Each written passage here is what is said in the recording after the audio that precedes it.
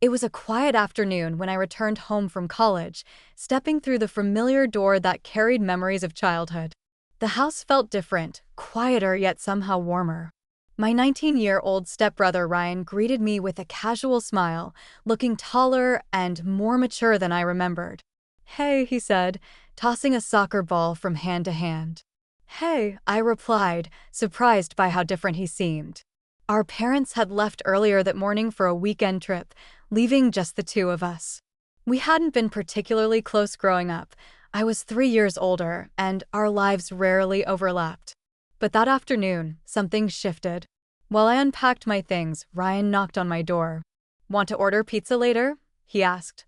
I agreed, and soon we were sitting in the living room, sharing slices and flipping through TV channels. The conversation flowed easier than expected. We laughed about old family stories, like the time we built a fort out of bed sheets and got in trouble for knocking over a lamp. "You were such a troublemaker," I teased. "You were bossy," he shot back with a grin. The banter felt natural, as if those childhood memories had never faded. Later that evening, I found Ryan in the kitchen washing dishes. "I got it," I said, stepping in beside him. "Nah, you're the guest now," he joked, but I grabbed a towel anyway. As we cleaned, we talked about his plans for college. He spoke about his dreams of becoming an engineer, designing things that could change lives. His passion surprised me. "I never knew you were so ambitious," I said. He shrugged. "Guess you were always too busy to notice." The comment stung, but not in a harsh way, more like a gentle reminder that I'd overlooked how much he had grown. The next day, I woke to find Ryan outside working on his car. His sleeves were rolled up, hands covered in grease. He was focused, determined. I stood at the window for a moment, surprised by how capable he seemed. "You just going to stare?" he called out when he noticed me. I laughed and joined him. For the next hour, he explained how the engine worked, showing me parts one didn't understand. I nodded along, impressed by how patient he was. That evening, a storm rolled in, knocking out the power. We lit candles and played cards at the kitchen table. Rain tapped against the windows, and the warm glow of the candles made the room feel safe. "I'm glad you're here," Ryan said suddenly. His voice was softer than usual. "Me too," I admitted, and for the first time in years, I felt like I truly knew him, not just as my stepbrother, but as someone who cared, who listened, who had grown into a person I genuinely admired. The silence that followed wasn't awkward, it was comfortable. As the storm rumbled outside, I realized how grateful I was for this unexpected chance to reconnect. "Since when you cook?" I asked, grabbing a plate. "Since someone had to," he said with a shrug. "Figured I'd get good at it." We ate together, and for once, it didn't feel like small talk. Ryan asked me about my plans, what I wanted to do now that I was out of college. I admitted I wasn't sure yet.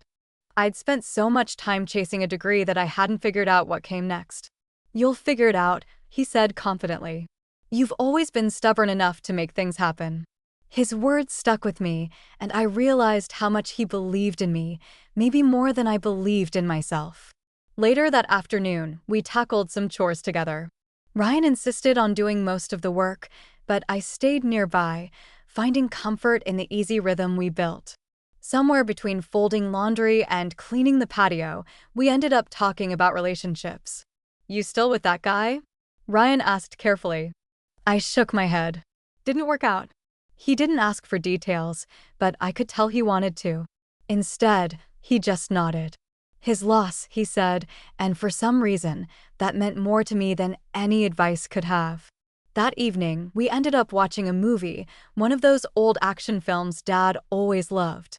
I noticed Ryan stealing glances at me throughout, like he had something on his mind.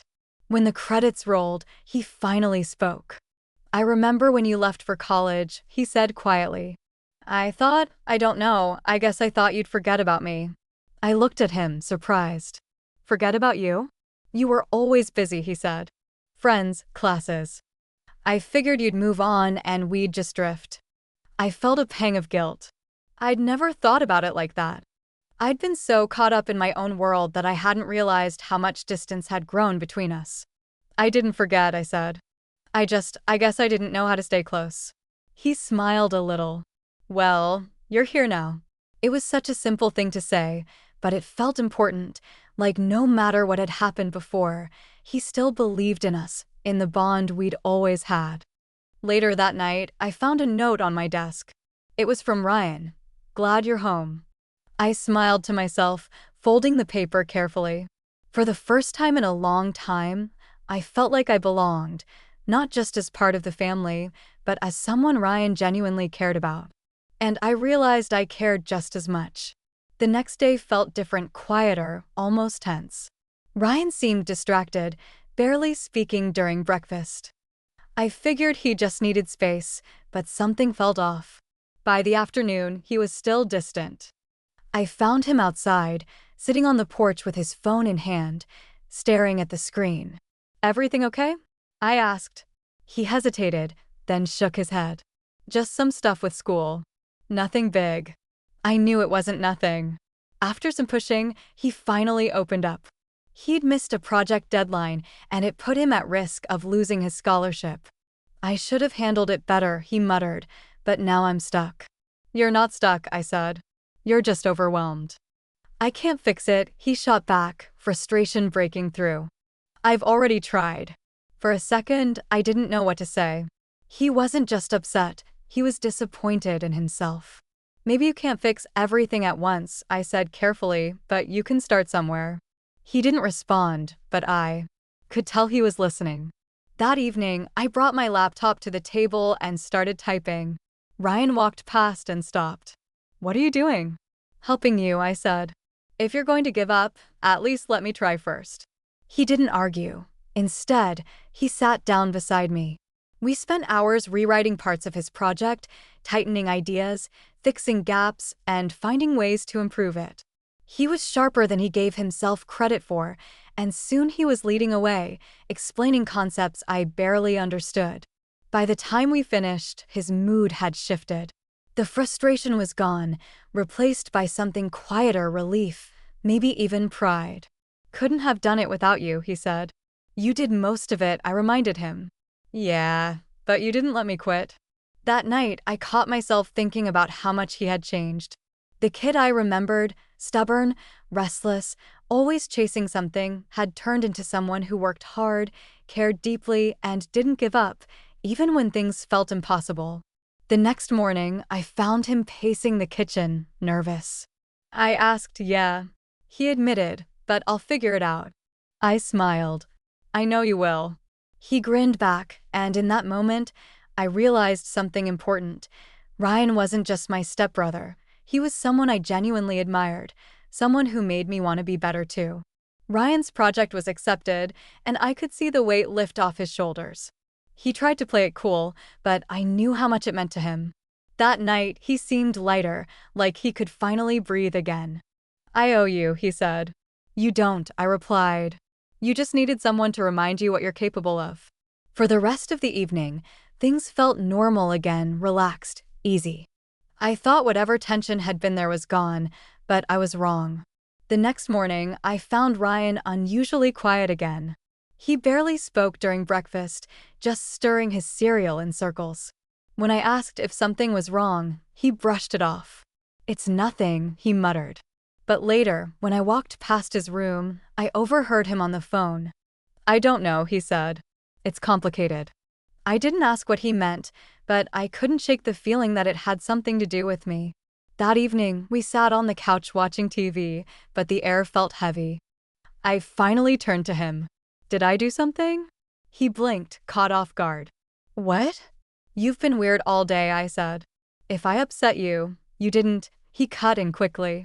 Then he paused, like he wasn't sure what to say next. I guess I just didn't expect this. Expect what? This, he said, gesturing vaguely, us hanging out, talking, actually getting along. I almost laughed, but he wasn't joking. I didn't either, I admitted, but I'm glad we did. His expression softened, and for a second, it felt like something unspoken hung between us, something neither of us wanted to say out loud. You're leaving soon, right? He asked. Yeah, I said quietly, in a few days. He nodded slowly, like he was still processing it. I know we didn't always get along, I said, but I'm proud of you, Ryan. He looked at me, surprised. Really? Yeah, I said you've changed a lot in a good way. For a moment, he didn't answer. Then he smiled, not his usual sarcastic grin, but something genuine. I'm proud of you too, he said. You always act like you're still figuring things out, but you've got it together more than you think. The words caught me off guard, but I believed him. The day I left, Ryan walked me to my car. He stood there awkwardly, shifting his weight like he wanted to say something more. You're going to be okay, I said. I know you are. You too, he replied. Before I could get in, he reached out and hugged me quick, almost hesitant. Don't wait so long to visit next time, he muttered. I smiled. I won't. As I drove away, I realized something important. We hadn't just reconnected. We had built something better, stronger. And no matter where life took us, I knew that bond would always be there.